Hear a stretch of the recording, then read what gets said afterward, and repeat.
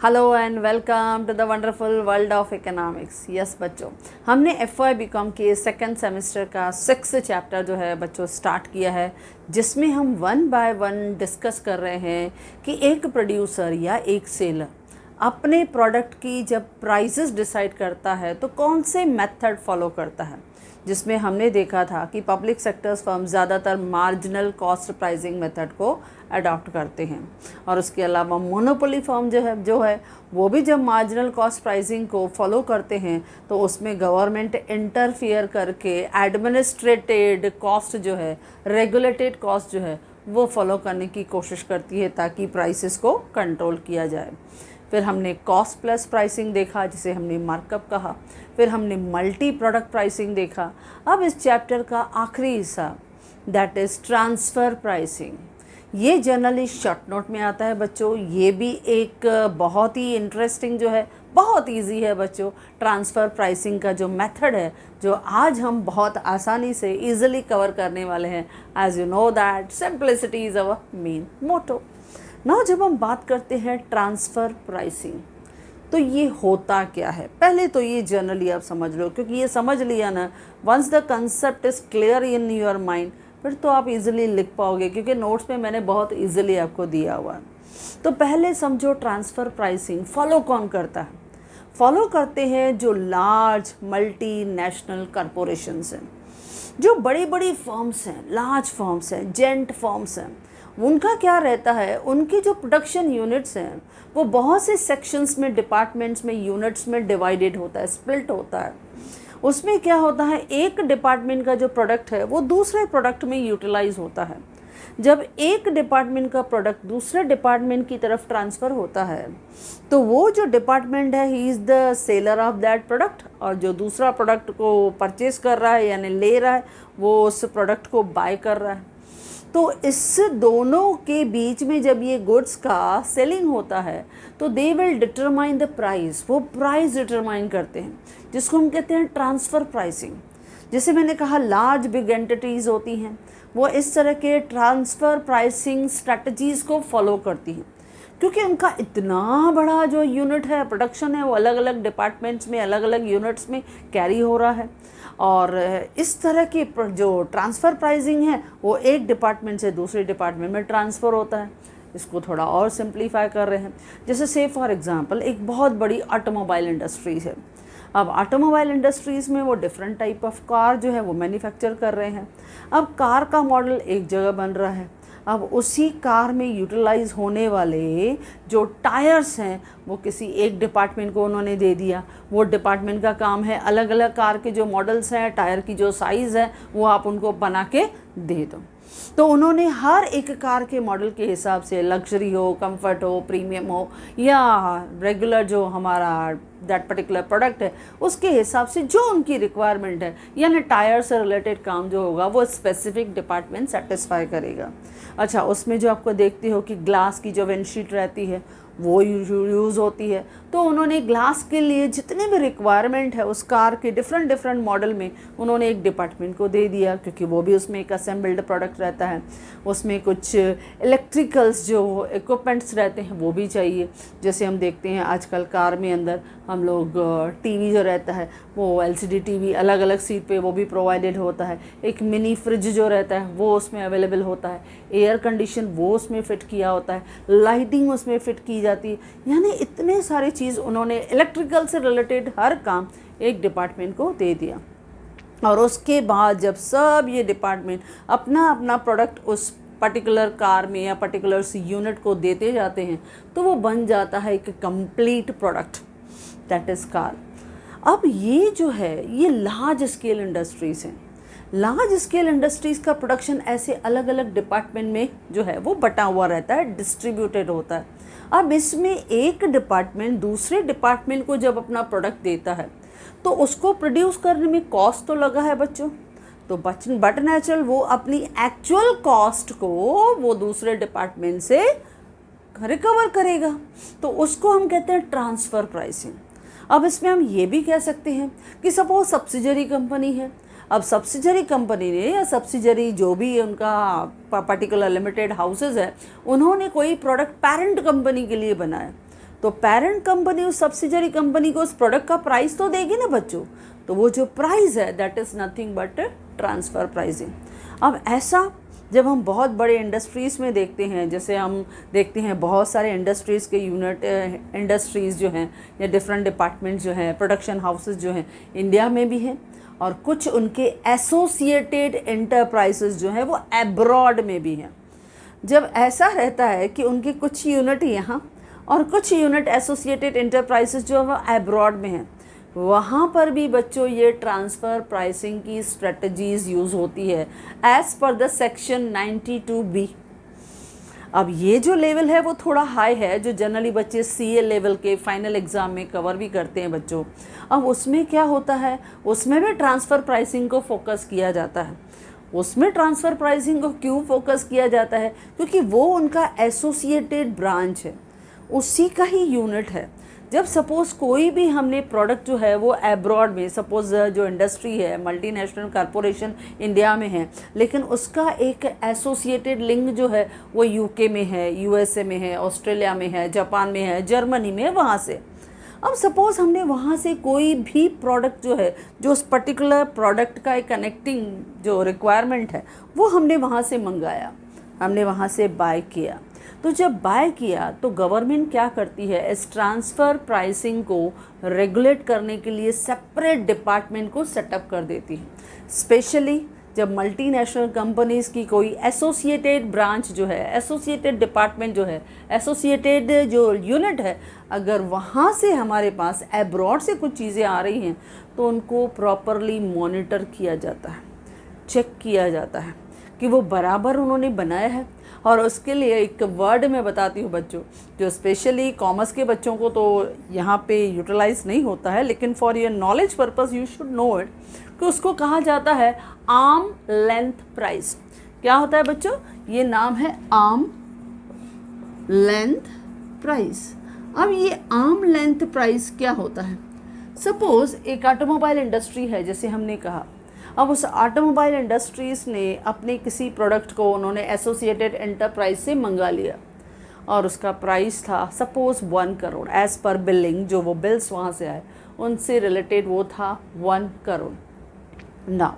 अब जनरली ये जितने भी बिल्स बनाए जाते हैं, जैसे मैंने कहा ट्रांसफरिंग प्राइस है, उसने एसोसिएटेड यूनिट से, डिपार्टमेंट से वो मंगाया, तो जिसने उस पर्टिकुलर प्रोडक्ट को लिया but natural that particular department will pay the price for that, उसके लिए वो प्राइस पे करेगा, बराबर।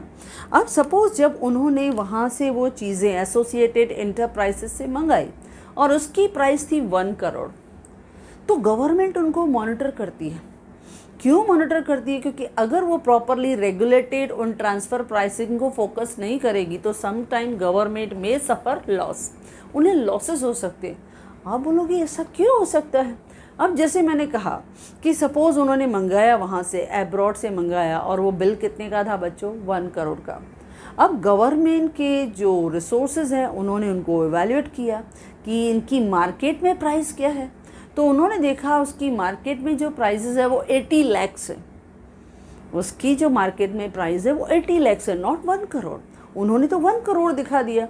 अब उन्होंने कॉस्ट 1 करोड़ दिखा दिया तो बट नेचुरल उनका जो प्रॉफिट है वो उस हिसाब से कम हो जाएगा, रिड्यूस हो जाएगा, तो they will pay the less taxes to the government. वो गवर्नमेंट को टैक्स कम देंगे तो गवर्नमेंट का रेवेन्यू कम हो जाता है।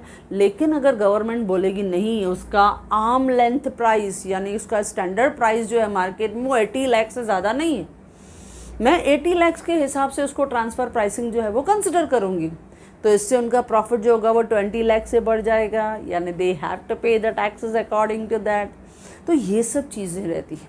बहुत बार ये ट्रांसफ़र प्राइसिंग की स्ट्रेटजी बहुत से फर्म्स जो हैं वो यूटिलाइज़ करती हैं ताकि वो बहुत जगह पे टैक्स का बेनिफिट एंजॉय कर सकें, टैक्स को थोड़ा अवॉइड कर सकें। इसके लिए ये ट्रांसफ़र प्राइसिंग की स्ट्रेटजी यूज़ होती है। अब जैसे एक सिंपल एग्जांपल और देती हूँ बच्चों, जैसे टेक्सटाइल इंडस्ट्री है। अब टेक्सटाइल इंडस्ट्रीज़ में भी पहले यार्न आता है, यान को वीविंग डिपार्टमेंट में करके उसको क्लॉथ में कन्वर्ट किया जाता है। फिर उसके बाद उसका डाइंग, ब्लीचिंग और कलरिंग डिपार्टमेंट जहाँ पे उसका केमिकल वॉश होता है वहाँ पे उसको ट्रांसफ़र किया जाता है। फिर उसके बाद जब वो कपड़ा रेडी हो जाता है तो फिर वो आ जाता है स्टिचिंग डिपार्टमेंट में। उसको अलग अलग डिज़ाइन के हिसाब से, जैसे स्मॉल है, मीडियम है, लार्ज है, एक्सेल है, डबल एक्सेल है, ट्रिपल एक्सेल है, ऐसे करके अलग अलग उन्होंने साइज़ेस में बना दिया, बराबर। अब बनाने के बाद मेन काम क्या होता है, फिर पैकिंग, उसको पैकिंग करना, ये सब चीज़ें होती। बड़े बड़े जो हमारे इंटरप्राइजेस होते हैं, बड़े बड़े जो मल्टीनेशनल कंपनीज़ होते हैं, उनके अलग अलग डिपार्टमेंट्स होते हैं। हर एक डिपार्टमेंट का एक अपना कनेक्टिविटी होता है दूसरे डिपार्टमेंट के साथ। हर एक डिपार्टमेंट दूसरे डिपार्टमेंट के लिए काम करता है। इसको कहते हैं, जब इस तरह की स्ट्रेटजी होती है, जब वो आपस में कोऑर्डिनेट करके काम करते हैं और हर डिपार्टमेंट का जो मैनेजर है वो बताएगा उसकी कॉस्ट। अब बच्चों, जब कॉस्ट की बात आती है तो मैं आपको बता दूं, अब हमें आता है ये क्वेश्चन जनरली शॉर्ट नोट के फॉर्म में, तो इसके लिए ज़्यादातर हम इसमें कॉस्टिंग के मेथड्स को इतना डिटेल में नहीं लेते हैं। लेकिन कॉस्ट के भी बहुत सारे मेथड्स हैं जो हम आगे चल के, जैसे ही आप हायर लेवल पे जाओगे तो यू विल सी दैट कि ट्रांसफ़र प्राइसिंग जो है एक सेपरेट, जब एक डिपार्टमेंट ह्यूमन रिसोर्सेज इसको फोकस करता है तो कॉस्ट को कंसिडर करने के बहुत मेथड होते हैं।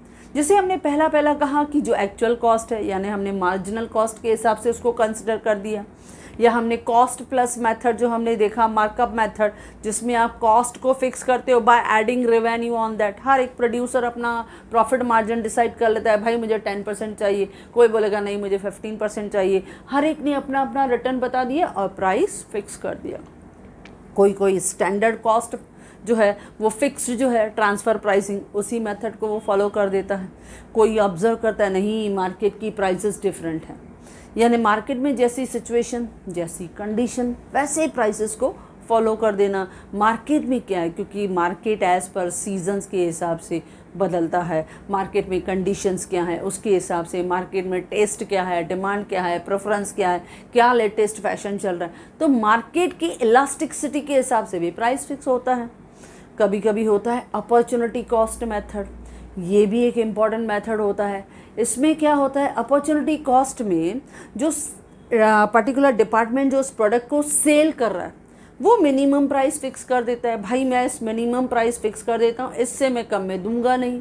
ओके अच्छा, फिर जो दूसरा बाइंग डिपार्टमेंट रहता है, जो बाइंग डिवीज़न उसको परचेज़ करता है, वो डिसाइड कर लेता है ये मैक्सिमम प्राइस होगा जो मैं मार्केट में से कंज्यूमर से चार्ज करूंगा। तो इस तरह से अपॉर्चुनिटी कॉस्ट को भी कंसिडर किया जाता है।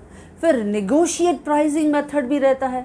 नेगोशिएट प्राइसिंग मेथड में क्या होता है, जो बाइंग और सेलिंग डिपार्टमेंट है दोनों के मैनेजर्स आपस में नेगोशिएट करते हैं, बात करते हैं, फिर एक यूनानिमस डिसीजन पे वो एग्री होते हैं और उस कॉस्ट पे, उस प्राइस पे वो एक दूसरे को अपने प्रोडक्ट्स सेल कर देते हैं। तो इस तरह से वो डिफरेंट मेथड्स यूज़ होते हैं बच्चों, लेकिन आपको इतना डिटेल में नहीं करना है। ये सब मेथड्स हैं जो जब आप एंटरप्राइजेस में हर एक डिपार्टमेंट दूसरे डिपार्टमेंट के लिए जब चीज़ें बनाता है तो वो डिपेंड करता है कि वो कौन सी स्ट्रैटेजी को मार्केट में फॉलो करेगा, यानी वो एक्चुअल कॉस्ट से जाएगा, कॉस्ट प्लस प्राइसिंग मेथड से जाएगा, स्टैंडर्ड कॉस्ट को फॉलो करेगा, मार्केट प्राइस मेथड जाएगा, नेगोशिएट प्राइस मेथड से जाएगा, या अपॉर्चुनिटी कॉस्ट मेथड से जाएगा, डिपेंड करता है। ओके बच्चों, तो चलो स्टार्ट करते हैं। ये ट्रांसफ़र प्राइसिंग आपने जर्नली समझ लिया। अब आपको लिखना है, आपको सिर्फ 1.5-2 पेज का आपको ये शॉर्ट नोट लिखना है। अब इसमें हम पहले इंट्रोडक्शन बताते हैं। ये जो ट्रांसफ़र प्राइसिंग है ये है सेटिंग ऑफ द प्राइस, यानी fixing of the price of all goods and services जो sold between the controlled legal entities. जो कंट्रोल्ड लीगल एंटिटीज़ हैं विद इन एन एंटरप्राइजेस, एक ही ऑर्गेनाइजेशन के अंदर जो अलग अलग डिपार्टमेंट्स हैं, अलग अलग प्रोडक्शन यूनिट्स हैं, उसके अंदर जो गुड्स एंड सर्विसेज हैं उनका जब buying and selling within the organisation होता है, लीगल एंटिटीज़ के बीच में होता है, उसे हम कहते हैं ट्रांसफ़र प्राइसिंग। फिर से बच्चों, transfer pricing is fixing of the price, यानी setting up of the price of all the goods and services sold between the controlled legal entities, या डिपार्टमेंट भी आप कह सकते हो, with in an enterprises. Okay, अच्छा, अभी जैसे एग्जांपल मैंने यहाँ पे दिया हुआ है, सपोज एक सब्सिडरी कंपनी है जो सेल कर रही है अपने गुड्स किसको, पेरेंट कंपनी को। सब्सिडरी कंपनी जो है वो अपने पेरेंट कंपनी को यानी अपने होल्डिंग कंपनी को अपने गुड्स को जो है वो सेल कर रही है। The cost of those goods will be paid by, कौन देगा, परचेज कौन कर रहा है बच्चों, पेरेंट कंपनी, होल्डिंग कंपनी, वो परचेज कर रहा है, तो कॉस्ट भी तो वही देगा। जैसे क्लॉथ है, अब क्लॉथ को सपोज अगर किसी दूसरे डिपार्टमेंट में हम लोगों ने सेल कर दिए, तो जो क्लॉथ को वीव करने का जितना चार्जेस हमने लेबर को दिया होगा, जितना यार्न का रॉ मटेरियल का कॉस्ट होगा, वो कॉस्ट हम रिकवर कर लेंगे। तो इस तरह से जब एक सब्सिडरी कंपनी सेल करती है गुड्स किसको, पेरेंट कंपनी को, तो जो कॉस्ट है for those goods it will be paid by the parent company, किसको, सब्सिडरी कंपनी को। इसको कहते हैं ट्रांसफ़र प्राइसिंग। यानी जब एक डिपार्टमेंट दूसरे डिपार्टमेंट से कोई भी चीज़ परचेज करता है तो उसकी कॉस्ट तो उसको देनी पड़ेगी, जो भी एक्चुअल कॉस्ट उसने इंकर की है, अब वो एक्चुअल कॉस्ट ले रहा है या suppose cost plus pricing method यानी अपना मार्कअप भी उसमें ऐड कर रहा है। क्योंकि क्या होता है, हर डिपार्टमेंट इस मेथड में क्या करते हैं, प्रोडक्शन स्ट्रेटजी को हम डिसेंट्रलाइज कर देते हैं, हर डिपार्टमेंट को एक ऑटोनॉमी दे देते हैं, हर एक डिपार्टमेंट को अपना मैन पावर होता है, हर डिपार्टमेंट के डिसीजंस जो रहते हैं वो इंडिपेंडेंट रहते हैं। इसके लिए हर डिपार्टमेंट की प्रोडक्टिविटी, उसकी प्रॉफिटेबिलिटी अलग अलग इवैल्यूएट यानी जज की जाती है। तो ये इस मेथड में हमें ऑब्जर्व होता है। तो जनरली इस तरह से जब एक डिपार्टमेंट दूसरे डिपार्टमेंट को जब अपने गुड्स सेल करता है, तो हो सकता है उसने कॉस्ट लिया हो सकता है उसमें उसने प्रॉफिट जो है वो उसमें ऐड करके दिया हो, तो वो डिपेंड करता है वो कैसे एक डिपार्टमेंट दूसरे डिपार्टमेंट से निगोशिएट करता है। ओके बच्चों, नाउ अब आते हैं मीनिंग पे। तो बी पार्ट होगा मीनिंग। अब टीपी यानी transfer pricing, it means the price determination यानी प्राइस को डिसाइड करना ऑफ गुड्स एंड सर्विसेज। जो भी गुड्स जो भी सर्विसेज आप प्रोवाइड कर रहे हो उनके प्राइसेस को आप सेट करो, फिक्स करो, डिसाइड करो। Transferred among the interdependent unit, जो एक दूसरे के ऊपर डिपेंडेंट हैं, interdependent units within the organisation.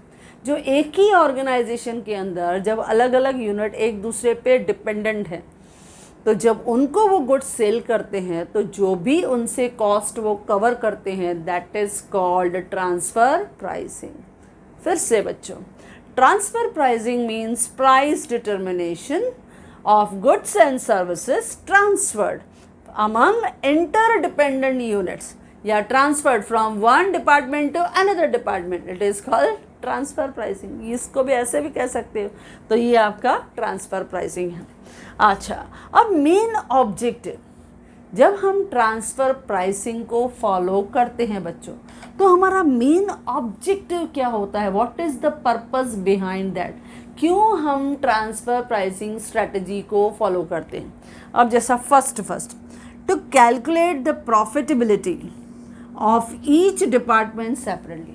Her department की प्रॉफिटेबिलिटी अलग अलग हम लोग फाइंड आउट करेंगे। भाई हर डिपार्टमेंट जब अलग अलग चीज़ें जो है वो उस एक डिपार्टमेंट को दे रहा है यानी सेल कर रहा है, दूसरा परचेज कर रहा है, तो हर एक डिपार्टमेंट की प्रोडक्टिविटी कितनी है, कितना सेल हुआ है, कितना उन्होंने प्रॉफिट अर्न किया है। तो प्रॉफिट मार्जिन, प्रॉफिटेबिलिटी हर एक डिपार्टमेंट की अलग से इवैल्यूएट यानी जज की जाती। सेकंड है, it helps the each department to decide and to achieve the targets and goals. हर डिपार्टमेंट के टारगेट्स, गोल्स जो है वो अलग से सेट होते हैं। भाई इतना हमें टारगेट अचीव करना है। अब जैसे से फॉर एग्जांपल मैं आपको एक और एग्जांपल देती हूँ। जस्ट जनरली हम बैंकिंग सेक्टर में भी देखते हैं ना, तो वहाँ पे भी इस तरह के ट्रांसफ़र प्राइसिंग हमें दिखाई देते हैं। और बैंकिंग में भी क्या होता है, कुछ सेक्शंस ऐसे हैं जो डिपॉजिट एक्सेप्ट करते हैं। अब जब डिपॉजिट एक्सेप्ट करते हैं तो वहाँ पे आपको इंटरेस्ट पे करना रहता है। ओके, तो ये जो है यहाँ पे एक्सपेंडिचर है यानी आपको उस पर इंटरेस्ट जो है वो आपको पे करना है। दूसरा डिपार्टमेंट है जो एडवांसेस दे रहा है यानी लोन सेक्शन कर रहा है, जो डिफरेंट टाइप के जो एडवांसेस हैं, डिफरेंट टाइप की जो फाइनेंशियल हेल्प है, वो अलग अलग सेक्शन में, चाहे वो एग्रीकल्चर हो, इंडस्ट्रियल सेक्टर हो, हाउसिंग एरियाज़ हो, या सपोज़ कंज्यूमर हमारे प्रोडक्ट्स हो, उसके लिए वो दे रहा है। ऐसे वैरायटी ऑफ लोन्स जो हैं, जो एडवांसेस हैं, वो अलग अलग डिपार्टमेंट में वो दे रहा है। तो हर एक डिपार्टमेंट के गोल्स होते हैं, उनके टारगेट होते हैं। भाई इतने फंड्स, क्योंकि जब तक वो फंड्स मिलेंगे नहीं, अचीव नहीं होंगे, जब तक हमें उतने फाइनेंशियल रिसोर्सेज मिलेंगे नहीं, तो हम कहाँ से क्रेडिट जो है वो सेंक्शन कर पाएंगे। तो इसके लिए हर एक डिपार्टमेंट के कुछ गोल्स होते हैं, उनके टारगेट्स होते हैं। भाई इतना हमें काम करके जो है वो फिनिश करना ही है।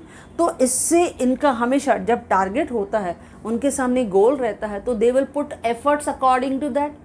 फिर वो उसके हिसाब से अपने मैन पावर को ज़्यादा से ज़्यादा उसकी तरफ मोटिवेट कर देते हैं। तो ये एक ट्रांसफ़र प्राइसिंग में ये भी देखा गया है कि जब अलग अलग डिपार्टमेंट को हम अलग अलग हमने पावर दे दिया, यानी पावर, राइट, सब उनको इंडिपेंडेंटली काम करने को बोला, दो दे आर इंटरडिपेंडेंट, लेकिन इंडिपेंडेंटली वो प्रोडक्शन कर रहे हैं, तो हर एक के जो गोल्स हैं, टारगेट्स हैं, सेपरेटली डिसाइड होते हैं। ओके बच्चों।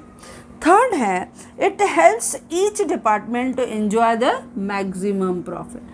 हर डिपार्टमेंट अपने हिसाब से मैक्सिमम प्रॉफिट एंजॉय करता है, अपने जो ह्यूमन रिसोर्सेज है उसमें डिवाइड कर लेता है, और हर एक जो डिपार्टमेंट है वो जब अलग अलग प्रॉफिट मार्जिन को अचीव कर देता है, तो फिर उन्हें रिवार्ड्स भी उन्हीं हिसाब से दिया जाता है। तो ये एक बहुत ही बेस्ट ट्रांसफ़र प्राइसिंग का मेथड है, जो आजकल बहुत से, जो मैंने कहा मल्टीनेशनल कंपनीज़ हैं, लार्ज स्केल कंपनीज़ हैं, तो उनमें ये कॉमन स्ट्रेटजी, क्योंकि उनके काफ़ी डिपार्टमेंट्स रहते हैं, कभी कभी तो मोर देन 100 डिपार्टमेंट्स रहते हैं। अब इतने सारे डिपार्टमेंट हैं, तो उन्होंने क्या किया, हर पावर को उन्होंने हर एक डिपार्टमेंट को अपनी ऑटोनॉमी दे दी, अपने डिसीजन मेकिंग उनको राइट्स दे दिया। भाई आप अपने हिसाब से काम करो, इतने टारगेट्स हमें चाहिए, इतना प्रॉफिट हमें चाहिए, तो उनको पूरा मॉनिटर किया जाता है। ओके बच्चों। नेक्स्ट है, अभी हम देखेंगे कि ट्रांसफ़र प्राइसिंग में managerial policy for transfer pricing, यानी किस तरह की स्ट्रेटजीज़ जो हैं वो फॉलो होती, ये भी हमने पूरा का पूरा कर लिया है बच्चे। जैसे फर्स्ट है, transfer pricing is used to determine the cost of each department. हर डिपार्टमेंट जो भी प्रोडक्ट, जो भी गुड्स एंड सर्विस प्रोवाइड करेगा, उसकी कॉस्ट अलग से सेपरेटली मेजर करेगा कि मैंने इतना सारा काम किया, मैंने इतने सारे स्टिचेस करके दिए, मैंने इतनी सारी पैकिंग करके दी, उसके लिए इतना मुझे मटेरियल लगा, इतना लेबर कॉस्ट लगा। तो उन्होंने हर एक जो डिपार्टमेंट है वो उसका कॉस्ट अलग से मेजर करेगा। It must protect the interest of each transacting department. Her transacting department का जो इंटरेस्ट है वो फुल्ली प्रोटेक्टेड रहेगा, यानी जिन्होंने जितना खर्चा किया है उतनी कॉस्ट उनको कंपल्सरी मिलनी ही चाहिए, उसको हम कहते हैं transfer pricing. Second, transfer price जो है वो normally do not much differ from the market का प्राइस। यस बच्चों, वेरी इंपॉर्टेंट, जो मैंने कहा, क्योंकि ट्रांसफ़र प्राइसिंग के लिए गवर्नमेंट के रूल्स एंड रेगुलेशन जो रहते हैं वो सेपरेटली वर्कआउट करते हैं हमारी इकोनॉमी में। जैसे मैंने कहा सेक्शन 92B। अब इस सेक्शन 92B में हम जनरली देखते हैं जो इंटरनेशनल ट्रांजैक्शंस हैं, और वो भी अगर मल्टीनेशनल कंपनीज़ का एसोसिएटेड इंटरप्राइजेज हैं, वहाँ से परचेज़ किया है, तो it is compulsory monitored by the government के रेगुलेशंस के हिसाब से। They will see that arm length price क्या है, यानी उनका जो प्राइस उन्होंने बिलिंग किया है वो बिलिंग मार्केट के प्राइस से मैच होता है कि नहीं होता है, क्योंकि जनरली प्राइसेस मार्केट के हिसाब से ही सेट की जाती हैं, मैच की जाती हैं, और अगर नहीं होगी तो फिर जो है government authorities they will set the arm length prices, और उसी के हिसाब से कॉस्टिंग जो है वो की जाती है। तो हमेशा मार्केट प्राइस से ज़्यादा डिफ़र नहीं होती है। इस तरह की मैनेजरल स्ट्रैटेजीज़ को हमेशा फॉलो किया जाता है, यानी हर डिपार्टमेंट जब दूसरे डिपार्टमेंट से किसी भी प्रोडक्ट का कॉस्ट लेगा तो वो मार्केट प्राइस से डिफरेंट नहीं होना चाहिए। ओके बच्चों। नेक्स्ट है थर्ड, सम टाइम ये जो फर्म्स हैं they are using the transfer pricing to avoid the taxes.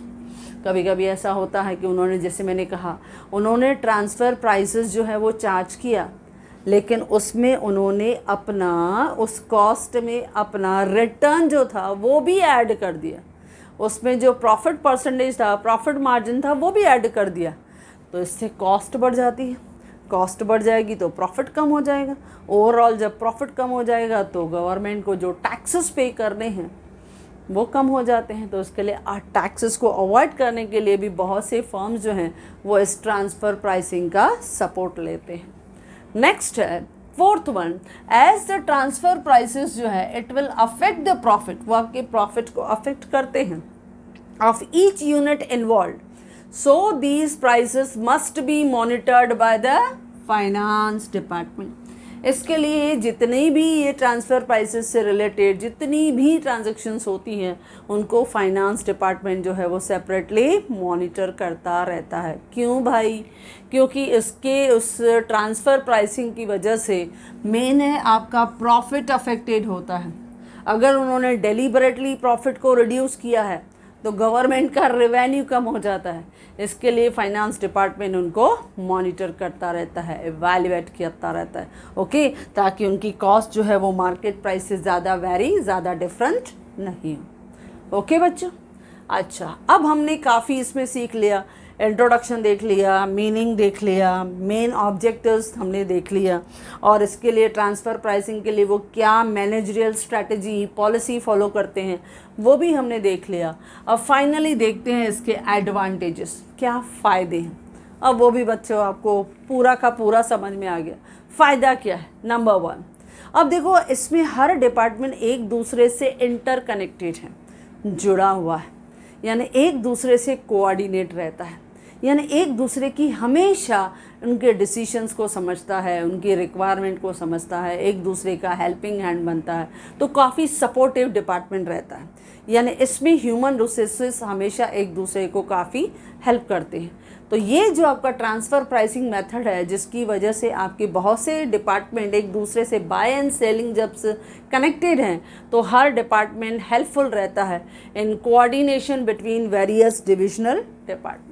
जितने डिपार्टमेंट हैं आपस में काफ़ी कोऑर्डिनेशन के साथ काम करते हैं।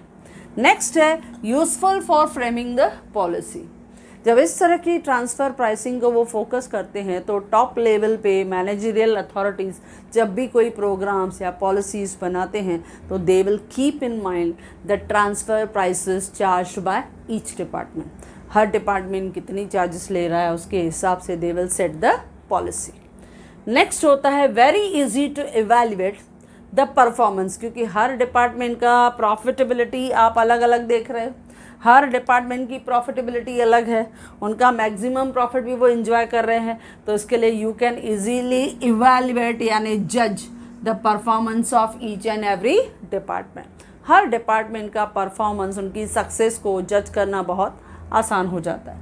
दूसरा, ये हेल्प करता है in the allocation of financial resources, यानी किस डिपार्टमेंट की कितनी परचेजिंग होगी, किस डिपार्टमेंट का कितना प्रोडक्शन है, प्रोडक्टिविटी, क्योंकि हमें पता चलेगा उन्हें कितने रिसोर्सेज फाइनेंशियल रिसोर्सेज देने हैं, उस हिसाब से कितने हमें फाइनेंशियल रिसोर्सेज बैंक से अरेंज करके रखने हैं। ये सब जो है वो ट्रांसफ़र प्राइसिंग की वजह से हमारे मैनेजरल अथॉरिटीज़ जो हैं इस तरह के रिसोर्सेज को प्रॉपरली एलोकेट करते हैं। तो helps in allocation of financial resource. Then helps to increase the productivity. जब ट्रांसफ़र प्राइसिंग रहता है, हर एक डिपार्टमेंट को आपने सेपरेटली ऑब्जेक्टिव्स, आपने उनको गोल, उनको टारगेट सेट करके दिया है, तो बट नेचुरल हर कोई ह्यूमन रिसोर्सेस उसमें अपने मैक्सिमम एफर्ट्स डाल रहा है, एफिशिएंसी लेवल ज़्यादा है, इसके लिए प्रोडक्टिविटी लेवल भी बढ़ता है। तो ये है एडवांटेजेस। ओके बच्चों, अब फाइनली आते हैं डिसएडवांटेजेस, क्योंकि हर एक कॉइन के 2 साइड्स होते हैं, हर एक के हम प्रॉस भी देखते हैं, कॉन्स भी हैं, मेरिट्स होते हैं तो डीमेरिट्स भी होते हैं। तो जैसे यहाँ एडवांटेजेस हैं तो कहीं ना कहीं उसके वीक पॉइंट्स जो हैं यहाँ डिसएडवांटेजेस भी दिखाई देता है। अब जैसे पहला ये रहता है कि ये मेथड जब हर एक डिपार्टमेंट अलग से कॉस्टिंग की स्ट्रेटजी को फॉलो करता है, ये सबसे बड़ा कॉम्प्लिकेटेड काम रहता है। इसके लिए हम कहते हैं it is very difficult to calculate the transfer pricing in the multinational large company, जहाँ पे इतने सारे डिपार्टमेंट, हर डिपार्टमेंट को हमने कहा अपनी कॉस्टिंग की स्ट्रेटजी के हिसाब से जो गुड्स आप एक डिपार्टमेंट से दूसरे डिपार्टमेंट में ट्रांसफ़र कर रहे हो तो उनकी कॉस्टिंग का जो लेवल है वो हर डिपार्टमेंट इंडिविजुअली इंडिपेंडेंटली हैंडल करेगा। जब ऐसा रहता है तो सम टाइम ऐसे इंडिविजुअली डिपार्टमेंट वाइज कॉस्ट को कैलकुलेट करना थोड़ा कॉम्प्लिकेटेड लगता है। तो ये थोड़ा कॉम्प्लिकेटेड होता है तो डिफ़िकल्ट लगता है जब बहुत से बड़ी कंपनी जहाँ प्रोडक्शन लेवल जो है वो काफ़ी लार्ज स्केल पे है तो उसका कैलकुलेशन करना some time it become a difficult task. Second है मैनेजर्स, यानी managers of each department do not agree on various issues while calculating transfer pricing। जब ट्रांसफ़र प्राइसिंग को कैलकुलेट किया जाता है और उनके टॉप के जो अथॉरिटीज़ हैं, मैनेजर्स हैं, आपस में बैठते हैं और जब वो अपनी कॉस्टिंग को वो जस्टिफाई करता है कि हमने इतना खर्चा किया, इतना हमें आपसे चाहिए, तो सम टाइम जो बाइंग डिपार्टमेंट है दे आर नॉट एग्री। जैसे हमने कहा निगोशिएटिंग प्राइस, अब ये निगोशिएटिंग प्राइस कैसे डिसाइड होता है between the buying and selling divisions, जो डिपार्टमेंट्स हैं उनके बीच में जो है वो हमेशा प्राइस जो है वो सेट होता है। लेकिन बाइंग डिपार्टमेंट कहता है नहीं, मैं इस प्राइस पे एग्री नहीं हूँ, मुझे इससे कम प्राइस में चाहिए। लेकिन वो कहता है नहीं, I have incur the more cost, तो how I will take the low price. तो ऐसे कम मतलब some time we will observe it कि there is some issues between the managers, यानी they are not ready to pay the जो prices हर department ने इंडिविजुअली डिसाइड किए हैं, लेकिन मैनेजर्स को लगता है कि वो जो कॉस्ट है, वो जो प्राइस है, जो वो चार्ज कर रहे हैं वो समटाइम हायर है, they are making the high profits, तो वो जानबूझ के ज़्यादा प्रॉफिट जो है वो बना रहे हैं। तो समटाइम मैनेजर्स जो हैं of each department sometime they do not agree on various issues. कभी कभी कुछ प्रॉब्लम्स में ऐसा हो जाता है, कहाँ सुनी हो जाती है, and they are not ready to pay that said transfer price, कि हम इतना ट्रांसफ़र प्राइस नहीं दें। तो ऐसे भी कभी कभी हमें इस डिपार्टमेंट में यानी ट्रांसफ़र प्राइसिंग की वजह से दिखाई देता है। नेक्स्ट है it is very time consuming process, क्योंकि हर डिपार्टमेंट कॉस्टिंग का जो स्ट्रेटजी है वो फॉलो करेगा, तो इसके लिए टाइम कंज्यूमिंग है, क्योंकि हर एक डिपार्टमेंट वो प्रोडक्ट बनाने के पीछे कितना कॉस्ट लगा, कितना ह्यूमन रिसोर्सेज लगा, वो सम टाइम कैलकुलेट करना डिफ़िकल्ट टास्क होता है। डिफ़िकल्ट टास्क जैसे मैंने ऑटोमोबाइल इंडस्ट्रीज़ में कहा, अब ऑटोमोबाइल इंडस्ट्रीज़ में जैसे हमने कहा कि टायर्स हैं, अब टायर्स को जो मैन्युफैक्चर करने वाला जो मशीन है, जो उसके रिसोर्सेज हैं, रॉ मटेरियल है, जब वो यूज़ हो रहे हैं, अब कितना बड़े टायर में लगा, कितना स्मॉल टायर्स में लगा, कभी कभी उतना जज करना इतना आसान नहीं होता है। या सपोज़ हमने जो ग्लास की पूरी कवरिंग दी हुई है हर कार के मॉडल को, कितना ग्लास जो है वहाँ लगा, कितना जो है वो प्रीमियम कारों में यूज़ किया, क्योंकि उनके ग्लास का जो फाइबर रहता है वो और ज़्यादा जो रहता है वो कॉस्टली रहता है, तो उसमें हम लोगों ने कितना कोटिंग किया हुआ है, कितना उसका और कॉस्ट जाएगा, कभी कभी इसको कैलकुलेट करना थोड़ा डिफ़िकल्ट टास्क हो जाता है। और उसके लिए हमको क्या चाहिए, टाइम, ज़्यादा टाइम चाहिए, क्योंकि हर एक प्रोडक्ट वाइज, हर एक डिपार्टमेंट वाइज कॉस्ट को कैलकुलेट करना है। और नॉट ओनली टाइम ज़्यादा चाहिए, मैन पावर भी ज़्यादा चाहिए, उतने लोग चाहिए कि उतने सारे प्रोडक्शन को मॉनिटर करे, हर एक कॉस्ट को बारीकी से माइन्यूटली ऑब्जर्व करे और उसके बाद कॉस्ट को कैलकुलेट करे। तो ये एक हैवी हैक्टिक हो जाता है, ख़ास करके इन मल्टीनेशनल कॉरपोरेशंस में। तो it is very time consuming process होता है और it require more man power to work, और वो भी इफ़ेक्टिवली हर डिपार्टमेंट में काम करे। सपोज़ किसी से भी कुछ भी मिस्टेक हुआ तो फिर एरर्स हो जाता है और उसकी वजह से अकाउंटिंग प्रॉब्लम क्रिएट हो जाता है। तो इस ट्रांसफ़र प्राइसिंग में हम देखते हैं टाइम भी आपको ज़्यादा चाहिए, मैन पावर भी आपको जो है वो ज़्यादा चाहिए, तो ये भी उसके डिसएडवांटेजेस हैं। और सम टाइम हम देखते हैं कि जो सम डिपार्टमेंट्स हैं, transfer pricing is not working equally, हर जगह ट्रांसफ़र प्राइसिंग को फॉलो करना पॉसिबल नहीं होता, क्योंकि कुछ डिपार्टमेंट कनेक्टेड होते, अब जब कनेक्टेड होते हैं तो कैसे, क्योंकि जैसे हमने देखा कि एक डिपार्टमेंट है जो टायर्स उन्हें दे रहा है, या ग्लासेस हैं, ग्लासेस के फ्रेम उनको दे रहा है, या सपोज जो सीट्स हैं उसमें फोम कितना चाहिए, उसमें रेक्सिन कितना चाहिए, उनमें क्लोथ कितना चाहिए, कैसे उनको सीटिंग में अलग अलग डिज़ाइन हमें देना है। तो कभी कभी जो हम देखते हैं रेक्सिन है या फोम है, कभी कभी क्वालिटी जो प्रीमियम टाइप की कार रहती है उसमें हम ज़्यादा सुपीरियर यूज़ कर रहे हैं, नॉर्मल रेंज की कार है उसमें हम कम उसमें यूज़ कर रहे हैं, तो समटाइम ये काफ़ी चेंजेस हो जाते हैं। तो हर एक डिपार्टमेंट को इक्वली अगर हम लोग कहें कि ट्रांसफ़र प्राइसिंग हम लोग सब में डिवाइड करके सेट करके देंगे तो समटाइम वो पॉसिबल नहीं होता है, क्योंकि हर एक प्रोडक्ट की रिक्वायरमेंट अलग अलग है। और जैसी रिक्वायरमेंट है, कारें हैं, कोई 50 लाख की है, कोई 1 करोड़ की है, तो उनकी एसेसरीज़ भी तो वैसे ही रहेंगी, उनको वैसे ही मेंटेन करें, क्योंकि कस्टमर का सेटिस्फेक्शन हमको चाहिए, उस हिसाब से हमको वो बनानी है। तो ये सब जब चीज़ें एक लार्ज इंडस्ट्रीज़ बनाती है उस समय सेपरेटली हर डिपार्टमेंट उस कॉस्ट को एस्टिमेट नहीं करता है, रफली एक जो कॉस्ट है वो एस्टिमेट कर लेता है। Then some time transfer prices may be result in improper behaviour of manager. कभी कभी ऐसा भी होता है कि जब ट्रांसफ़र प्राइसिंग उन्होंने डिसाइड किया तो जो मैनेजर्स हैं वो आपस में एग्री नहीं होते हैं, वहाँ पे बिहेवियर, जैसे हमने देखा कि कुछ मैनेजर्स हैं वो हमेशा दूसरे जो डिपार्टमेंट से परचेज़ किया हुआ जब हम प्रोडक्ट लेते हैं तो उन्हें लगता है अरे ये तो बहुत कॉस्ट ज़्यादा है, इससे अच्छा तो हम मार्केट से ले लें independently, why to take from this connected department. अगर हम मार्केट से लेंगे तो हमको और सस्ता मिलेगा, हमें उनके साथ बार्गेनिंग और हम स्ट्रॉन्ग कर सकते हैं। तो ऐसे भी कभी इम्प्रॉपर बिहेवियर जो है वो उस ट्रांसफ़र प्राइसिंग की वजह से हमें डिपार्टमेंट में देखते हैं। तो ये है डिसएडवांटेज। क्या है बच्चों, एक बार फिर से देख लेते हैं। It is very difficult to calculate the transfer prices, खास करके in multinational corporation. Number 2, managers of each department sometime do not agree on various issues, नहीं एग्री होते। It is very time consuming का process. It require more man power, उन्हें man power ज़्यादा चाहिए जो बहुत इफेक्टिवली हार्ड वर्किंग उनके साथ काम करे। Then some time departments the transfer pricing is not working equally. कभी कभी जब हम डिफरेंट डिपार्टमेंट्स को देखते हैं तो ट्रांसफ़र प्राइसिंग का जो प्रोसीजर है वो हर एक के साथ इक्वली ऑपरेट नहीं होता।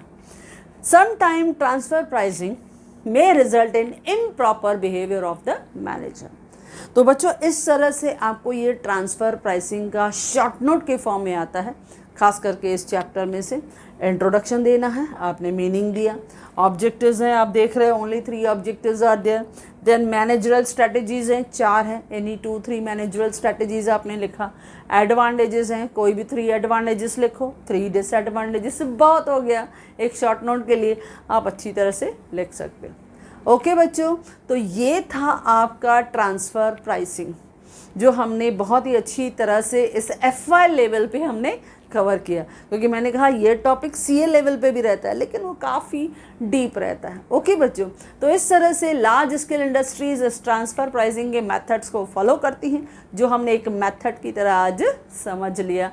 एंड आई होप सो ये आपको बहुत ही अच्छा और ईजी टॉपिक लगा होगा। Okay बच्चों, so if you like this video, you can share with your maximum friends, and if you want my handwritten notes, the link is given in the description box. Thank you.